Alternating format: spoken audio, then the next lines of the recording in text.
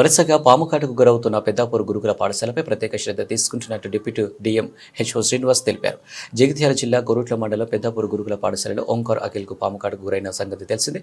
ఈ మేరకు deputy DM HO Srinivas మాట్లాడుతూ పాఠశాలను పరిశీలించారు. అనంతరం మాట్లాడుతూ జిల్లా కలెక్టర్ ఆదేశాల మేరకు ఫోరెన్సిక్స్ టీంతో కలిసి విద్యార్థిని మరోసారి పరీక్షలు నిర్వహించనున్నట్లు పేర్కొన్నారు. అందరికీ నమస్కారం. నిన్న రాత్రి ఒక స్టూడెంట్, ఈవినింగ్ ఒక స్టూడెంట్, తర్వాత ఇవాళ పొద్దున ఒక స్టూడెంట్ వేరియస్ హాస్పిటల్స్లో అడ్మిట్ అవ్వడం జరిగింది. మేము మా డిస్ట్రిక్ట్ టీం, డిఎంహెచ్ గారు, కలెక్టర్ గారు అంతా కూడా ఈ హాస్పిటల్ విజిట్ చేయడం జరిగింది. అసలు ఏ సందర్భంలో ఇట్లా వీళ్ళు అడ్మిట్ కావాల్సి వచ్చిందనేది వెరిఫై చేశాము. హాస్టల్ వెరిఫై చేయడం జరిగింది. శానిటేషన్ రూమ్, టాయిలెట్స్ కానీ, తర్వాత కిచెన్ కానీ అవన్నీ కూడా చెక్ చేయడం జరిగింది. స్టూడెంట్స్ సంబంధించి మాత్రం ప్రస్తుత పరిస్థితి మాత్రం ఇద్దరు నిలకడగా ఉంది. అసలు నిన్న సాయంత్రం అడ్మిట్ అయిన స్టూడెంట్, ఇవాళ పొద్దునైన స్టూడెంట్ కూడా ఇద్దరు కూడా స్టేబుల్గా ఉన్నారు. బ్లడ్ పారామీటర్స్లో కొంచెం క్లాటింగ్ కొంచెం డిస్టర్బెన్స్ ఉంటే కానీ ఇప్పుడు సెటిల్ అవుతాము. హోప్ఫుల్లీ రేపటికల్లా మార్నింగ్ కల్లా ఇద్దరు పిల్లలు కూడా డిశ్చార్జ్ అయ్యే అవకాశం ఉంది. తర్వాత ఏం ప్రమాదానికి కారణం ఏంటంటే ఏమైనా బైట్స్ చిన్నగా మనకు వంటకులు కారణం, అంతేగాని బయట చూసి మనం ఖచ్చితంగా కన్ఫర్మ్ చేసే అవకాశం అయితే ఉండదు మనకి. హోప్ఫుల్ ఏంటంటే ఆ లక్షణాలను బట్టి మనం ఎట్లా జనరల్గా స్నేక్స్ అని డయాగ్నోజ్ చేస్తామంటే ఆ బయట మార్క్స్ ఆ లక్షణాలను బట్టి చేస్తాం.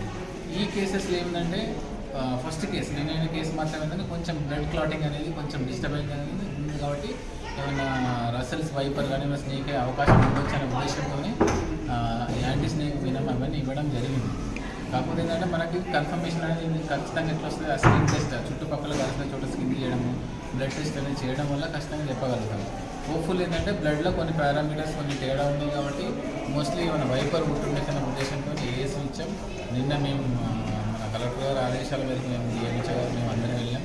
ఆ కేసు స్టెబిలైజ్ అయింది. యాంటీ స్నేక్ వినం ఇచ్చారు.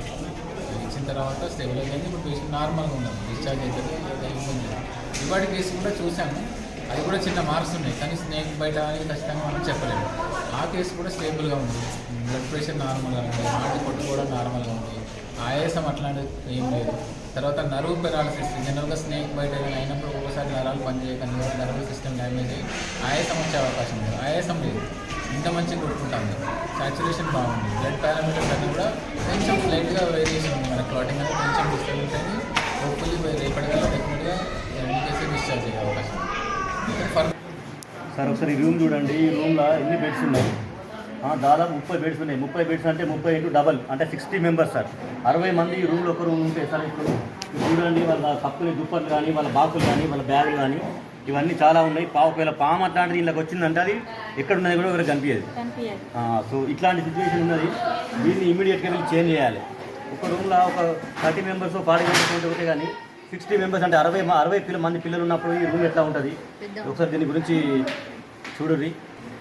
మా పిల్లలను ఇక్కడ ఉంచాలనేది మాకైతే అనిపిస్తలేదు. ఎందుకంటే ఇట్లాంటి సంఘటనలు వరుసగా జరుగుతున్నాయి కాబట్టి మేమైతే పిల్లల ప్రాణం పెట్టి ఉంచాలని అనుకోవట్లేదు.